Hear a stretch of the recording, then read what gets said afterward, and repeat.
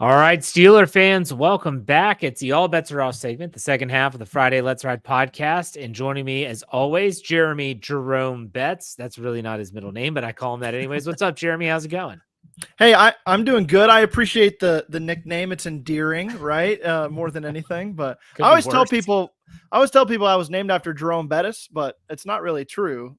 Jeremy Betz is Yeah, pretty close, though. It's as close as you can get. exactly. And that's how I started when we were doing the draft call like 2 or 3 years ago. That's how I thought of it. But Yeah. anyways, we have a lot to talk about today because the Steelers got back to practice. Their very first practice happened yesterday, Thursday. And by the time this airs, they had not practiced yet Friday. So we're going to really dissect what we saw, what we know as of Wednesday when they reported, Thursday when they had their first practice, non-padded. What was your reaction when Russell Wilson doesn't suit up or doesn't participate due to having some, I guess, discomfort in his calf? Yeah. So originally, seeing that he wasn't getting any action today was concerning, right? Because we hadn't heard any reports about any issues at all, even Right. yesterday when they were arriving. So you're like, okay, what's going on here? And then you find out calf soreness and some tightness. And I guess the only real concern I would have is like, okay, so is this something that's like because he's a 35-year-old quarterback, or is this something that he lifted a little too hard when he was putting his suitcase on top of the dresser in the dorm and just pulled something, and you want to be careful with it? Maybe that actually is more to the first concern than Yeah. anything. Yeah. It could. But I guess in the long run, how long will this hold him out is the question. We all know what soft tissue injuries can do to a quarterback. And we look at Joe Burrow last year and his slow start because of the hamstrings and the groin injuries. So I think the Steelers were rightly willing to let him sit these first couple days, maybe definitely today. And I think that hopefully that just means he gets some mental reps. He gets in the game a little bit later and he's ready to go and healthy. Let's not forget that Wednesday they do the run test. And so he probably, I'm assuming all 90 players, unless you're on the PUP list or the non-active injury list or the non-football injury list, NFI, you're expected to do the run test. And so maybe he pushed it a little too hard. Maybe he wasn't used to the surface, wherever that was up in St. Vincent College. Who knows? He could have woken up with a damn Charlie horse. Yeah. And they just say, just shut it down for the day. I know you're excited. I know you want to be out there, but we don't want this to linger. So I'm not putting too much into it, but I do think, and I'm not suggesting that Russell Wilson should or shouldn't have practiced. I'm not a doctor. I'm not there at camp. I will say, though, it was a good opportunity for Justin Fields to get a lot of reps with the core as QB1 and to show what he can do. And granted, we're not there and we're seeing this secondhand and on Twitter and things like that. Everything I read was pretty positive. Would you agree? Yeah, I think there was some sloppiness in just like the execution of some of the like snaps and cadences and things like that. But that's to be expected. I mean, anybody coming in here thinking the offense would be ahead of the defense, you'd have to be crazy to think that with all the continuity they have on that side of the ball and everything being new on offense, that's absolutely to be expected. So I think the fact that you saw good throws from Justin, the fact that you saw his mobility at times and processing, I think it's definitely heading in the right direction. We need to see a lot more though. There are times where you get these videos on social media and you can become really, really enticed by these things. And naturally so. I warned about that in the first half of the podcast today, but I remember last year there was a play where Kenny Pickett was in the pocket's collapsing, he escapes, but I'm watching this, I'm like, if they're hitting quarterbacks, he's dead to rights 2 yards behind the line of scrimmage. There was a play that happened Thursday, and Justin Fields, it was Deshaun Elliott that blitzed off the edge, and everyone was like, he evaded pressure. BS, he evaded pressure. Deshaun Elliott stopped running so he doesn't hit the quarterback because he'd get killed by the coaching staff. Fields does roll out and hits Jaylen Warren for a big gain. Everyone's like, yay, this is amazing. Like, that was a sack. That was a sack. So I at least, Jeremy, you can give your take on this. I take these videos and stuff with a huge grain of salt because really you can see things differently. And I had saw people with Peyton Wilson. There's a video where he rushed the quarterback. I think it was Kyle Allen. His Yep. closing speed is Oh, yeah. freakish, by the way. Right. And he eases up, and people are like, "Oh, what is this, Myles Garrett? Like a close sack?" I'm like, he's not going to hit the quarterback. Like, come on, people, use a brain. I don't know. What's your take?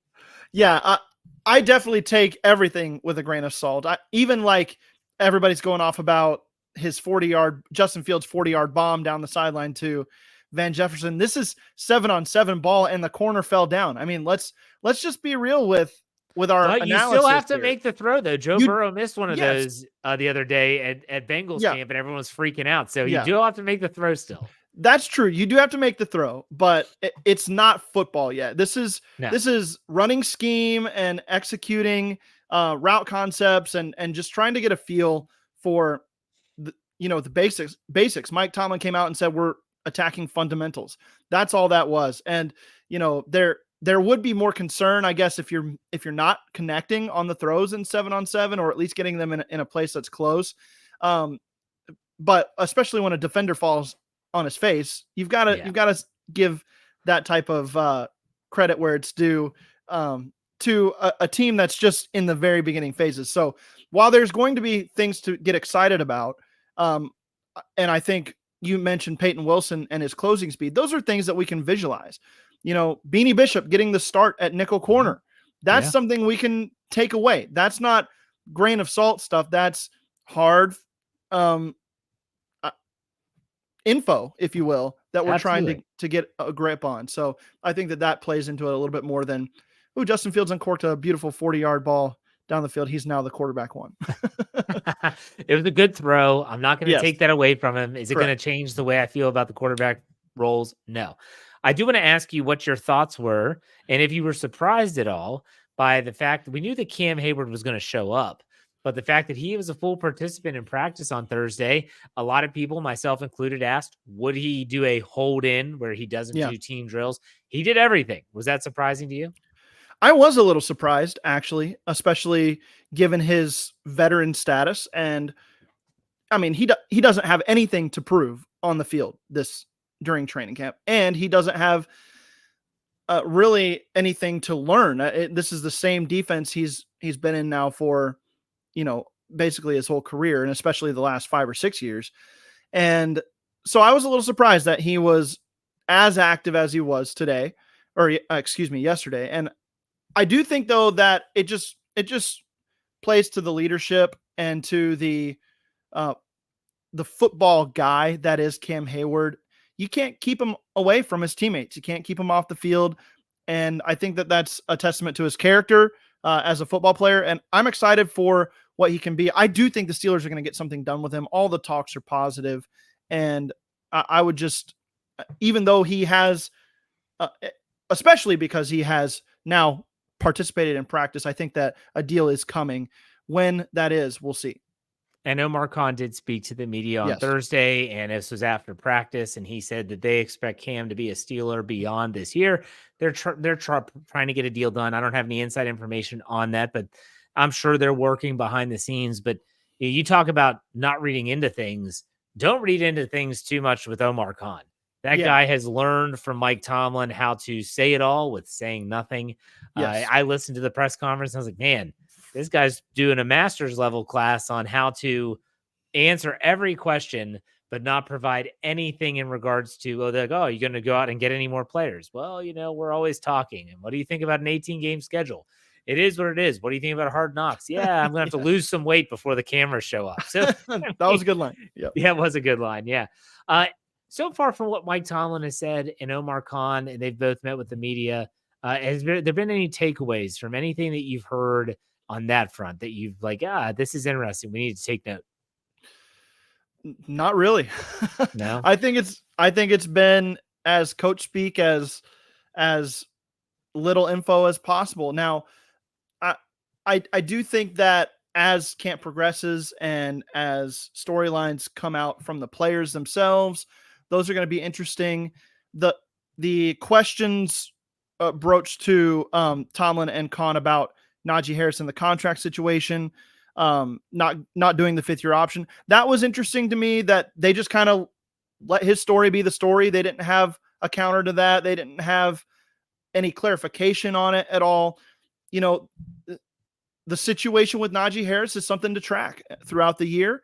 And I think that he is definitely a part of their plans for this year. I don't think he's going to be on the trade block or anything like that might be circulating out there.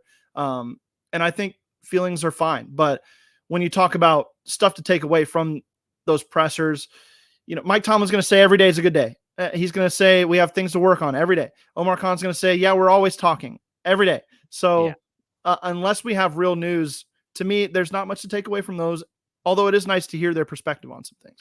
I will say that I was surprised that Dean Lowry started on the PUP list. I have no idea if, and again, they don't have to say what it is, but it could be from he tore his pec last year. Maybe he's just not ready for that yet, but he's been there for OTAs and mini camp. So that was kind of a surprise. The hamstring to Cordero Patterson, that dude's a veteran as well. They're probably like, look, you pulled a hammy while you were conditioning, getting ready for camp. Take it easy. We'll get you ready. You'll be fine.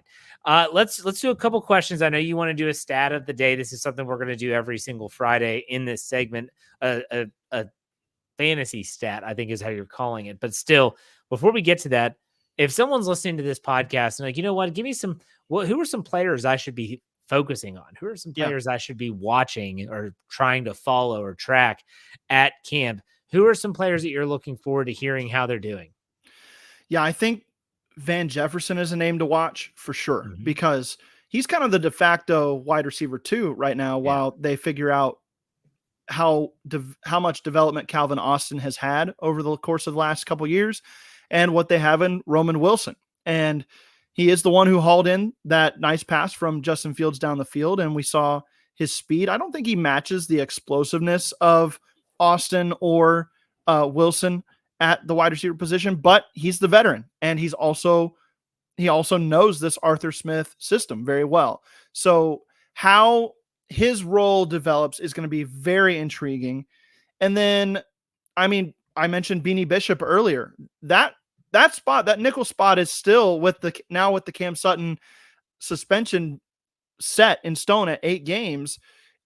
That's as big a spot as any to watch. And the fact that Bishop gets those first team reps, even though Josiah Scott had been getting them in OTAs and mini camps and was healthy, that speaks to me that they really like this kid and they're willing to give him a shot there. There was also reporting that the safeties were heavily involved in the nickel package as well, playing a lot of 3 safety looks. So I would say the nickel spot and how the safeties rotate into that, and how Beanie Bishop and his role develops in that spot as well, what they're going to ask him to do as the nickel option. That's going to be really intriguing on the defensive side of the ball. Yeah, the line is not going to have too much to do or talk about until they put pads on, which is next Tuesday. Correct. But I do want to say a couple things I really liked. Love seeing Troy Polamalu there. There's the picture of him taking a knee with Minkah. It's like, gosh, just Minkah, just absorb the knowledge. Like, seriously, just take it all in. That was awesome. Also, Broderick Jones staying after practice and working with Troy Fautanu was another cool sight to see.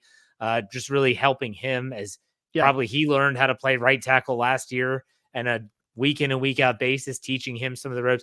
Really awesome stuff happening at St. Vincent College. And we're going to have you tuned into that as well at steelcurtainnetwork.com and here on the podcast platform. But Jeremy, you want to start this new, what are we calling this fantasy stats segment that you want to do a week? Yeah, I'd just like to call it like the Steelers fantasy nugget of the week. Sure. Steelers fantasy nugget. And I want to start at the quarterback position this week, because you have 2 brand new quarterbacks.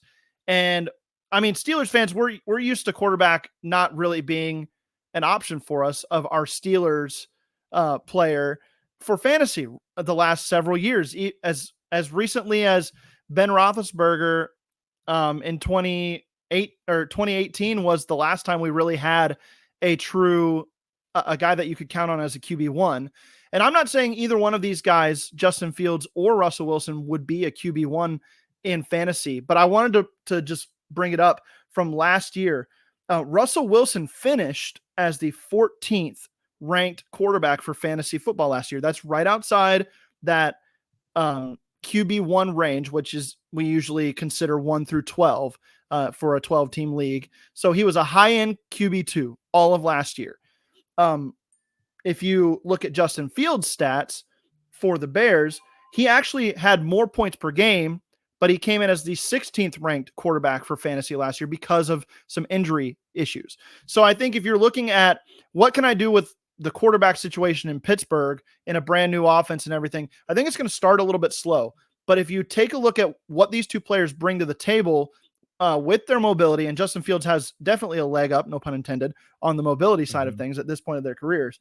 I just think that you're looking at guys, if you're in a 2 quarterback leagues or super flex leagues, you can actually start to consider a Steelers quarterback this year for fantasy football. And especially if you're looking at streaming options when it comes time for your bye weeks, Russell Wilson and or Justin Fields, whoever ends up being the full-time starter on any given week, whether that's due to injuries or who wins the job outright. I think that you've got a quarterback this year in Pittsburgh that you can rely on to put up solid fantasy numbers as a back end of the roster player or as a super flex type player for your fantasy team. Love it. You're right. It's been a while since we've had a quarterback like that in Pittsburgh. And I want to do, I'll plug it for you, Jeremy. Just check out he and Andrew Wilbar's Draft Dynasty podcast. You can find that on our FFSN NFL feed, wherever you get your podcast. Just search FFSN NFL. And that's where the NFL whip around that I do with Coach KT Smith is there. I have a lot of fun on that show. The call sheet with Coach KT Smith, Jeremy and Andrew's show, and we are going to be unveiling some new shows on that lineup as we get closer to the regular season. So be on the lookout for that. Again, FFSN NFL feed. Check it out. But Jeremy, what else do you have coming up? Anything? Yeah, we're going to be doing the Q&A again this weekend, and as we get closer to the start of the season, be looking out for a time change on that one. We'll keep you posted on that, but we'll answer your questions live on YouTube, Facebook, and Twitter, or X, whatever you call it. And then also check out the Steelers Fix. Runs every Tuesday afternoon. Andrew and I find fun topics all the time to discuss. This last week, we dove into some potential trouble spots for the Pittsburgh Steelers that if you're looking back on the season from the end of 2024, we should have seen this coming maybe. We're going to go a little bit more positive, skew that a little more positive this week, and we'll have a good show for you guys there. And then follow me on X at the Betz93, and be sure to check out the Steel Curtain Network for our Training Camp Confidential. I've got a couple articles coming out on there. I'm going to have a power rankings article coming out this week as well for the full NFL, and it's going to be a lot of fun. Check it out. Love it. Jeremy, appreciate all your hard work, and it's a labor of love, but I appreciate all you do, man. Keep it up, and we'll talk next week. Sounds good, Jeff. Have a good one. See ya.